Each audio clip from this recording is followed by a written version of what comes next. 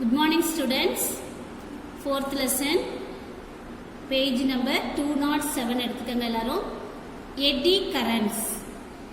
According to Faraday's law of electromagnetic induction, an EMF is induced in a conductor when the magnetic flux passing through it changes. So, எப்பலாம் ஒரு conductor வழியா போகக்கூடிய magnetic flux change ஆகுதோ அப்போல்லாம் ஒரு EMF வந்து induce பண்ணும் அப்படிங்கிறத நம்ம பாரடைஸ் எலக்ட்ரோ மேக்னெட்டிக் இண்டக்ஷனில் படிச்சிருக்கோம். ஸோ இந்த இன்டியூஸ் பண்ணக்கூடிய இந்த கண்டக்டர் அப்படிங்கிறது ஒரு வயராவோ காயிலாவோ இருக்கணும்னு அவசியம் இல்லை. It is like in the form of sheet or a plate. வந்து ஒரு காயிலாவோ இதாவோ இருக்கணும்னு அவசியம் இல்லை. பட் எப்படி இருக்கலாம், ஒரு ஷீட்டாக இருக்கலாம், ஒரு பிளேட்டாக இருக்கலாம். So an EMF is induced when magnetic flux linked with its changes. So எப்பலாம் அதுல வந்து magnetic fluxல changes ஏற்படுதோ அப்பலாம் வந்து என்னது ஒரு EMF வந்து produce ஆகும். But the difference is that there is no definite loop or a path for induced current to flow away. So இது வந்து ஒரு லூப் வழியிலையோ அதிலே போக முடியாது. என்ன ஆகும் அப்படின்னா இந்த இன்டியூஸ்டு கரண்ட்ங்கிறது ஒரு கான்சென்ட்ரிக் சர்க்கிள்ஸா வந்து ஃப்ளோ ஆகுது. இந்த இன்டியூஸ்டு கரண்ட்ஸ் வந்து எப்படி ஒரு லூப் மாதிரியோ இல்லை ஒரு லூப் பார்த்தாவோ என்ன செய்யுது, டெஃபினைட் லூப் வர பார்த்தா வராது. இதில் இன்டியூஸ் ஆகக்கூடிய இந்த கரண்ட்டு அப்போ எந்த ஷேப்பில் வருது அப்படின்னா ஒரு சர்க்குலராக, ஒரு கான்சென்ட்ரிக் சர்க்குலர் பாத்தில் இருக்குது. So as this electric current resembles eddies of water. இப்போ வாட்டரில் வந்து அந்த எட்டி கரண்ட் சொல்லுவோம் இல்லையா, ஸோ அந்த வாட்டரில் ரிசம்பிள் ஆகக்கூடிய அந்த எட்டிஸ் மாதிரி, சுழல்கள் மாதிரி. இப்போ தண்ணியில் வந்து இப்படி ஒரு கல்லப்பட்டோம்னா அதில் ரிப்பிள்ஸ் வரும் இல்லையா, ரவுண்ட் ரவுண்டாக. ஸோ அதே மாதிரி ஒரு எட்டிஸ் ஆஃப் த வாட்டராக இந்த கரண்ட் வந்து ஃப்ளோ ஆகுது. அந்த இதுக்கு பேர் தான் எட்டி கரண்ட்ஸ். ஸோ இதை இன்னொரு விதமாக எப்படி சொல்லலாம், ஃபோகால்ட் கரண்ட். இது ஒரு சின்ன டெமான்ஸ்ட்ரேஷன் வழியா நம்ம விளக்க போறோம். ஒரு சிம்பிள் டைமென்ஷன் ஒரு வந்து இது ஒரு எட்டி கரண்ட்ஸ் வந்து ப்ரொடியூஸ் பண்ணக்கூடிய ஒரு சிம்பிள் டெமான்ஸ்ட்ரேஷன். எப்படி அப்படின்னா ஒரு பெண்டுலம், இந்த பெண்டுலத்தை வந்து நம்ம என்ன செஞ்சிருக்கோம், இந்த பக்கம் இது ஆசிலேட் ஆகுற மாதிரி, இதை வந்து இந்த பக்கம் அந்த பக்கம் அசைகிற மாதிரி என்ன செஞ்சிருக்கோம், போல்ஸ் ஆஃப் ஒரு பவர் மேக்னெட்டிக் நடுவில் வச்சிருக்கோம். சரியா? இப்போ எலக்ட்ரோ மேக்னெட் வந்து சுவிட்ச் ஆன் பண்ண உடனே இதுல இருந்து கொஞ்சம் கொஞ்சமாக இந்த பெண்டில் வந்து ஸ்லைட்டாக டிஸ்பிளேஸ்ட் அண்ட் ரிலீஸ்ட், இப்படி கொஞ்சம் கொஞ்சமாக என்ன செய்யும், இங்கிட்ட மூவ் ஆக ஆரம்பிக்கும். இது ஆசிலேட் பண்ண ஆரம்பிச்சதுக்கப்புறம் it begins to oscillate and execute a large number of oscillation before stopping. So இது வேகமாக என்ன செய்யும், இந்த பக்கம் அந்த பக்கமாக அலைவுற ஆரம்பிக்கும். ஸோ இதில் வந்து தெர் இஸ் நோ இந்த ஏர் ஃப்ரிக்ஷன்ங்கிறது தான் இதில் என்னது, ஒன்லி டேம்பிங் ஃபோர்ஸ். இது நிறுத்தக்கூடியது வந்து என்னது, ஒன்லி ஏர் ஃப்ரிக்ஷன் தான், இதுக்கு தடையாக இருக்கும். இப்போ இந்த எலக்ட்ரோ மேக்னெட்டை வந்து சுவிட்ச் ஆஃப் பண்ணிட்டோம் அப்படின்னா இந்த பெண்டுலம் வந்து கொஞ்சம் கொஞ்சமாக அப்படியே மெதுவாக ஆசிலேட் ஆகும். சரியா? ஃபர்ஸ்ட் வந்து சுவிட்ச் ஆஃப்ல இருக்கும். சுவிட்ச் ஆஃப்ல இருக்கும்போது என்ன செஞ்சிச்சு, லேசாக அது வந்து இந்த பக்கம் அந்த பக்கம் அசைவிட ஆரம்பிச்சிச்சு. இப்போ அந்த அசைவு வரும்போது ஒரு லார்ஜ் நம்பர் ஆஃப் ஆசிலேஷன் ஒரு ஸ்டாப் பண்ணுறதுக்கு முன்னாடி வேகமாக சுற்றிட்டு அப்படி நின்றும். ஸோ இது வந்து ஒன்லி ஏர் ஃப்ரிக்ஷனால தான் நடக்கும். அடுத்தது கரண்ட் வந்து நம்ம கொடுக்குறோம், சுவிட்ச் ஆன் பண்ணிடும். இப்போ சுவிட்ச் ஆன் பண்ணும்போது என்னாகும், இந்த டிஸ்க் ஆஃப் த பெண்டுலம் என்ன செய்யும், ஆசிலேட் ஆக ஆரம்பிக்கும். அப்போ அந்த ஆசிலேட் ஆகும்போது அதில் ஒரு எட்டி கரண்ட்ஸ் ப்ரொடியூஸ் ஆகும். அப்போ அந்த எட்டி கரண்ட்ஸ் என்ன பண்ணுது, இந்த ஆசிலேஷனை அப்போஸ் பண்ணும், அதை வந்து தடுக்கிற விதமாக என்ன செய்யும். அப்போ ஒரு heavy damping force of eddy currents will bring the pendulum to rest. ஒரு ஃபியூ ஆசிலேஷனோட என்ன செஞ்சிடும், நின்றும். ஏன்னா நம்ம கொடுக்கக்கூடிய கரண்ட் வந்து அந்த எட்டி கரண்ட்ஸ் வந்து என்ன செஞ்சிருது, இந்த ஆசிலேஷனை ஆப்போஸ் பண்ணும். அப்போ ஆப்போஸ் பண்ணுறதுக்கு அது என்ன அதுன்னு ஒரு டேம்பிங் ஃபோர்ஸை வந்து இந்த எட்டி கரண்ட்ஸ் உருவாகும். ஸோ ஒரு heavy damping force of eddy currents வந்து அந்த பெண்டுலத்தை ரெஸ்ட்டில் கொண்டு வரும், ஒரு ஃபியூ ஆசிலேஷனோட நின்றும். ஸோ இதில் ஒரு இந்த ஸ்லாட்ஸை வந்து நம்ம இப்படி கட் பண்ணி வச்சுருந்தோம் அப்படின்னா அடுத்ததுல இந்த ஸ்லாட்ஸ் அப்படியே ஃபுல்லாக இல்லாமல் இடையில கட் பண்ணி விட்டோம் அப்படின்னா இப்போ இந்த கட்டான ஸ்லாட்ஸில் டிஸ்கில் இருந்து இந்த எட்டி கரண்ட்ஸ் கொஞ்சம் கொஞ்சமாக ரெடியூஸ் ஆகும். இந்த ரெடியூஸ் ஆகக்கூடிய எட்டி கரண்ட்ஸ் என்ன பண்ணும், execute several oscillation before coming to rest. அப்ப எட்டி கரண்ட்ஸ் குறைய ஆரம்பிக்கும் போது அது என்ன செய்யும், வேகமா சுழண்டுகிட்டு இருந்தது அப்படியே கொஞ்சம் கொஞ்சமா குறைஞ்சு ரெஸ்ட்டுக்கு வந்துடும். ஸோ இதுல இருந்து என்னன்னா ப்ரொடக்ஷன் ஆஃப் எட்டி கரண்ட்ஸ் இந்த disc of the pendulum. So ஒரு டிஸ்க் ஆஃப் த பெண்டுலம்ல வந்து எட்டி கரண்ட்ஸ் வந்து ப்ரொடியூஸ் ஆகுறத நம்ம நிகழ்ச்சி வழியா உணர்ந்துக்கலாம். இதுல இந்த எட்டி கரண்ட்ஸ்ல நிறைய சில டிராபேக்ஸ் இருக்கு. இப்போ இந்த eddy currents flow in the conductor, a large amount of energy is dissipated in the form of heat. So இந்த மாதிரி எட்டி கரண்ட்ஸ் இந்த கண்டக்டர் வழியா ஃப்ளோ ஆகிட்டே இருந்துச்சு அப்படின்னா அது எல்லாமே என்னவாகும், ஹீட் எனர்ஜியா லாஸ் ஆகும். ஸோ இந்த லாஸ் ஆகக்கூடிய energy due to flow of eddy current is inevitable. இது வந்து தவிர்க்க முடியாது. இது என்ன செய்யணும், கொஞ்சம் கொஞ்சமாக நம்ம என்ன செய்யலாம், அதை வந்து குறைக்கிறதுக்கு நம்ம சூட்டபிள் மெஷர்ஸை யூஸ் பண்ணி வேறு விதமான நம்ம என்ன செய்யலாம், இதை குறைக்கிறதுக்கு முயற்சி பண்ணலாம். ஸோ இது ஒன் ஆஃப் த ட்ராபேக். என்ன அப்படின்னா எனர்ஜி வேஸ்ட் ஆகுது, ஹீட்டாக வெளியேறதா என்னது இதில் உள்ள ஒரு ட்ராபேக். ஸோ இந்த ட்ராபேக்காக தான் என்ன செய்கிறாங்க, டிரான்ஸ்ஃபார்மர் கோரு, எலக்ட்ரிக் மோட்டார் ஆர்மேச்சூர் இது எல்லாமே எட்டி கரண்ட்டை மினிமைஸ் பண்ணுறதா, இந்த கரண்ட் லாஸை வந்து மினிமைஸ் பண்ணக்கூடியதா நம்ம வடிவமைக்கிறாங்க. So to reduce this losses, the core of transformer is made up of thin laminas insulated from one another. So இதை குறைக்கிற விதமாக என்ன பண்ணுறாங்க, ஒரு இந்த மாதிரி லேமினாஸ், இதுக்கு பேர் தான் என்னது ஷீட், பார்க்குறதுக்கு ஒரு பிளேட் மாதிரி இருக்கா. ஸோ இது மாதிரி சிங்கிளாக இருந்துச்சுன்னா சிங்கிள், அதை வந்து ஒரே ஒரு இது இருந்துச்சுன்னா அது சிங்கிள் லேமினாஸ் இருக்கும். அதே மாதிரி நிறைய தகடுகளை இப்படி ஒன்னோட ஒன்று அப்படி அடுக்கி வச்சு அதை வந்து என்ன செய்கிறாங்க, லேமினேஷன் இன்சுலேட் பண்ணுறாங்க. ஸோ இந்த மாதிரி நிறைய தகடுகளை இன்சுலேட் பண்ணி வைக்கக்கூடியதான் என்னது இந்த டிரான்ஸ்ஃபார்மர் மோட்டார்ஸ் டிரான்ஸ்ஃபார்மரில் பயன்படுத்துகிறாங்க. ஸோ இது வந்து என்ன செய்யுது, ரெடியூஸ் த எடி கரண்ட்ஸ். அதே மாதிரி தான் எலக்ட்ரிக் மோட்டாரில் இந்த மாதிரி நம்ம பார்த்துருப்போம், வைண்டிங் வயர் என்ன செஞ்சுருப்பாங்க, வயர்ஸை வந்து அப்படியே இன்சுலேட் பண்ணியிருப்பாங்க ஃப்ரம் ஒன் பின்னாடி ஒன்று நினைச்சுவாங்க, நல்லா சுற்றி வச்சுருப்பாங்க வைண்டிங். அதான் என்னது, இது வந்து எலக்ட்ரிக் மோட்டாரில் எட்டி கரண்ட்ஸை வந்து ரெடியூஸ் பண்ணுறதுக்கு. ஸோ இந்த insulation user does not allow huge eddy currents to flow and hence losses are minimised. So இந்த எட்டி கரண்ட்ஸ் வந்து லாஸ் ஃப்ளோ ஆகுறதுனால அதில் வரக்கூடிய லாஸஸை வந்து குறைக்கிறதுக்கு தான் நம்ம என்ன செய்கிறோம், இந்த insulated வயர்ஸு, insulated winding of an electric motor, insulated laminas of the core of the transformer இதெல்லாம் எல்லாம் நம்ம பயன்படுத்துறோம். இப்போ ஒரு எக்ஸாம்பிள், ஒரு spherical stone and spherical metallic ball ரெண்டுமே சேம் சைஸில், ஒரு ஸ்டோனு ஒரு மெட்டாலிக் பால், இது ரெண்டையும் வந்து சேம் மாஸ் இருக்கு, மேலேருந்து ஒரு சர்டன் ஹைட்ல இருந்து தூக்கி கீழே போடுறோம். அப்போ எது முதல்ல வரும், எர்த்தோட சர்ஃபேஸ்க்கு எது ஃபர்ஸ்ட் ரீச் ஆகும் அப்படின்னா இந்த ஸ்டோன் தான் வரும். ஏன், the stone will reach the earth surface earlier than the metal ball. The reason is when the metal ball falls through the magnetic field of earth. அப்ப the metal ball வந்து magnetic field of the earthல வந்து through வரும்போது the electric currents வந்து produce ஆகும். அப்ப அந்த metal ball வந்து என்ன செய்யுது, electric currents ப்ரொடியூஸ் ஆகும்போது அது வந்து என்ன செய்யும், அதை ஆப்போஸ் பண்ணும். So which opposes its motion. அந்த எட்டி பால் வந்து என்ன செய்யுது, எட்டி கரண்ட்ஸ் வந்து அந்த பாலோட இயக்கத்தை வந்து தடை செய்யும். அதனால அது வேகமாக என்ன செய்ய முடியாது, வர முடியாது. பட் இந்த ஸ்டோனுக்கு வந்து அந்த மாதிரியான எந்த ஒரு எட்டி கரண்ட்ஸும் ப்ரொடியூஸ் ஆகாதனால ஸ்டோன் வேகமாக தரையை வந்து அடைஞ்சிடும். ஸோ இது it is one of the example. அடுத்தது ஒரு ஆக்டிவிட்டி, ஒரு பெண்டுலத்தை எடுத்து அதில் ஒரு மேக்னெட்டை சஸ்பெண்ட் ஆகிற மாதிரி இந்த பக்கம் செய்கிற மாதிரி நம்ம இந்த மாதிரி வச்சுட்டோம் அப்படின்னா ஒரு பெண்டுலத்துக்கு கீழே மேக்னெட்டை ஃபிக்ஸ் பண்ணி அதில் ஒரு கிளாஸ் பிளேட்டை வச்சிருக்கோம். அடுத்து அதே மாதிரி ஒரு பெண்டுலம் ஒரு மேக்னெட்டை அதில் கட்டி நம்ம என்ன செய்கிறோம், அதுக்கு கீழே ஒரு மெட்டலை வைக்கிறோம்.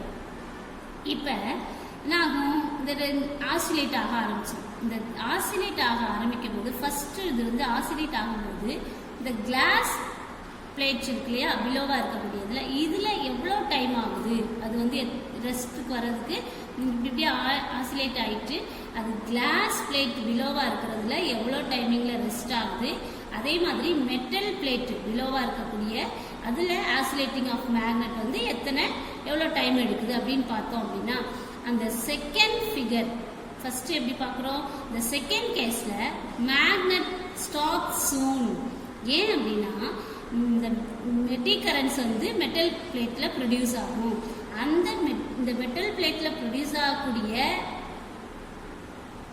எட்டி கரண்ட்ஸ் என்ன செய்யுது, அந்த பிளேட்டை வந்து இந்த மேக்னெட்டை வந்து ஆப்போஸ் பண்ணும். அந்த மேக்னெட்டோட ஆசிலேஷனை வந்து ஆப்போஸ் பண்ணிடும். ஸோ அதனால என்ன செய்யும், இது வேகமாக இது வந்து கொஞ்சம் கொஞ்சமாக இயங்கும். இது வந்து என்ன செஞ்சிடும், ஈஸியாக அந்த மேக்னெட் வந்து இந்த metallic plate below the oscillating magnet வந்து என்ன செஞ்சிருது, வேகமாக அப்படியே கொஞ்சம் கொஞ்சமாக டேம்ப் ஆகிடும். ஸோ இந்த ரேபிட் டேம்பிங்.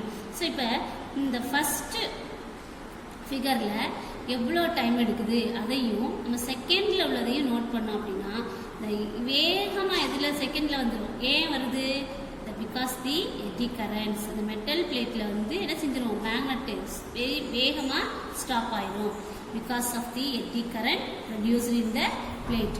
ஸோ இது வேகமாக டேம்ப் ஆகுறதுனால எதனால டேம்ப் ஆகுது, இதில் ப்ரொடியூஸ் ஆகக்கூடிய எட்டி கரண்ட்ஸ் வந்து இந்த மேக்னெட்டோட ஆசிலேஷனை வந்து என்ன செஞ்சிடும், தடை செய்யும், எதிர்க்கும் போது அது வந்து என்ன செய்யும், வேகமாக ஆசிலேட் ஆகிட்டு நின்றுடும். அடுத்தது application of eddy currents. So இந்த ப்ரொடக்ஷன் ஆஃப் எட்டி கரண்ட்ஸுங்கிறது சில கேசஸில் ட்ராபேக்காக இருந்தாலும் ஒரு சில இதில் நம்ம பயன்படுத்துகிறோம். அதில் முக்கியமாக இதில் பயன்படுத்துகிறோம் அப்படின்னா இண்டக்ஷன் ஸ்டவ், எட்டி கரண்ட் பிரேக், எட்டி current testing, electro magnetic damping. நம்ம எல்லாருக்குமே தெரியும் induction stove. When the induction stove is used to cook the food quickly and safely with less energy consumption. So நம்ம ரொம்ப ஆற்றலை வேகமாக ரொம்ப குறைவாக செலவழித்து வேகமாகவும் நல்லா இதாகவும் சமைக்கிறதுக்கு நம்ம என்ன செய்கிறோம், இந்த இண்டக்ஷன் ஸ்டவ்வை பயன்படுத்துகிறோம். அப்போ இந்த இண்டக்ஷன் ஸ்டவ் பார்த்துருக்கீங்களா, இந்த இண்டக்ஷன் ஸ்டவ்வில் அந்த குக்கிங் சோன் இருக்கு இல்லையா, இந்த குக்கிங் சோனுக்குள்ளே இந்த காயில் வந்து என்ன செஞ்சுருப்பாங்க, நிறையா உள்ளுக்குள்ளே வைண்ட் பண்ணி வச்சுருப்பாங்க. ஸோ அந்த குக்கிங் பேனை மேலே வச்சோன்னே என்ன ஆகும், நம்ம கொடுக்கக்கூடிய அந்த கரண்ட்டு உள்ள என்ன செய்யும், அந்த மேக்னட்டிக் ஃபீல்டை வந்து ப்ரொடியூஸ் பண்ணும். ஸோ அப்படி உருவாகக்கூடிய அந்த ஸ்டவ்வை வந்து நம்ம கரெக்டாக பாத்திரத்தை அது மேலே வச்சுட்டு below the cooking zone there is a tightly wound coil of insulated wire. நம்ம பார்த்தோம் இல்லையா இந்த பிக்சரில், அதே மாதிரி காயில் வந்து என்ன செய்யும், நிறைய டைட்டாக வூண்ட் பண்ணி வச்சுருப்பாங்க. அப்போ அந்த cooking pan of the suitable material, அந்த ஸ்டவ்வுக்குன்னு உள்ள பேனை வச்சோம் அப்படின்னா அதுதான் கரெக்டாக இருக்கும். ஸோ அதை வைக்கும்போது ஈஸியாக குக் ஆகும். இப்போ ஸ்டவ்வை ஆன் பண்ணோம்னா அந்த கரண்ட் என்ன செய்யும், அந்த காயிலில் போய் ஹை ஃப்ரீக்வன்சி ஆல்டர்னேட்டிங் மேக்னெட்டிக் ஃபீல்டை வந்து உருவாக்கும். ஸோ அந்த மேக்னெட்டிக் ஃபீல்டு வந்து என்ன பண்ணோம்னா வெரி ஸ்ட்ராங் எட்டி கரண்ட்ஸை வந்து குக்கிங் பேனில் கொடுக்கும். ஸோ நம்ம கொடுக்கக்கூடிய ஆல்டர்னேட்டிவ் கரண்ட் வந்து என்ன செய்யுது, அந்த இதை காயிலை வந்து காயிலில் எட்டி கரண்ட்ஸை ப்ரொடியூஸ் பண்ணும். அந்த எட்டி கரண்ட்ஸ் வந்து நம்மளுக்கு எங்கே வருது, ஹீட் எனர்ஜியாக மாற்றும். அந்த எட்டி கரண்ட்ஸ் வந்து என்ன செய்யுது, அதிகப்படியான எனர்ஜி ஹீட்டாக வெளியேறு பார்த்தோம் இல்லையா. ஸோ அந்த ஹீட்னால குக்கிங் பேன் வந்து ஈஸியாக என்ன செஞ்சிடும், சூடேறி சமையல் வந்து சீக்கிரமாக நடக்கும். ஸோ எட்டி கரண்ட்ஸ் இந்த pan produce so much of heat due to joule heating which is used to cook the food. இப்போ நம்ம கொடுக்கக்கூடிய எலக்ட்ரிக்கல் எனர்ஜி என்ன மாறுது, alternating current high frequency magnetic ஃபீல்டாக மாறுது. அது வந்து எட்டி கரண்ட்ஸை இன்டியூஸ் பண்ணுது. அந்த எட்டி கரண்ட்ஸ் வந்து என்னவா மாறும், ஜூல் ஹீட்டிங் மாறுது. ஸோ அந்த ஹீட்டு தான் இந்த இண்டக்ஷன் ஸ்டவ்வில் வைக்கக்கூடிய பாத்திரம் ஈஸியாக சூடாகி குக் ஆகுறதுக்கு நம்மளுக்கு பயன்படுது. ஸோ இதில் என்ன வருதுன்னா, இந்த frequency of the domestic AC supply is increased. So நார்மலாக நம்மளுடைய ஃப்ரீக்வன்சியை விட இருக்கக்கூடிய ஏசி சப்ளையோட 50 to 60 ஹெர்ட்ஸ் இருக்குது அப்படின்னா இது என்னவா மாறும், before giving to the coil in order to produce high frequency கிட்டத்தட்ட 20 to 40 kilohertz before giving it to the coil. So high frequency alternating magnetic ஃபீல்டாக அது வந்து ப்ரொடியூஸ் ஆகும். அடுத்தது எட்டி கரண்ட் பிரேக்.